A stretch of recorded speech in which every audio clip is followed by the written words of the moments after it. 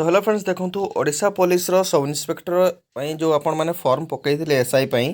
जो आपनकर विभिन्न थिला आपनकर सिविल रे आपनकर आर्म रे आपनकर फायर डिपार्टमेंट जो आपण माने सब इन्स्पेक्टर पई आपण माने फॉर्म पकईथिले तार एबे आपनकर एग्जाम डेट रिलीज हेछि एटा आपण माने देखि पारथुबे ऑफिशियल आपनकर जो रहिछि नोटिस टी आपनकर 25/2/2025 रे माने आपनकर आज नोटिस टी आछि एटी आपनकर डिटेल रे कहबी जे आपनकर कोन कोन कहिछि से देखंतु एटी नोटिस रे आपनको कोन कहिछि ये आपंकर एडभर्टाइजमेंट आपंकर को डेट बाहर से देपर आपंकर जो डायरेक्ट लिखी आपंकर एसआई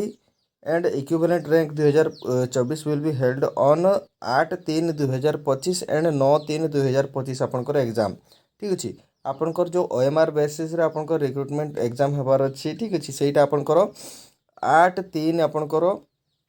आउ 9/3 रे आपंकर 2025 रे आपंकर एग्जाम होबाकू जाउछि आपंकर एडमिट कार्ड आपंकर केबेरु आसीबो एठी आपण मन देखिबे जदी एडमिट कार्ड आपंकर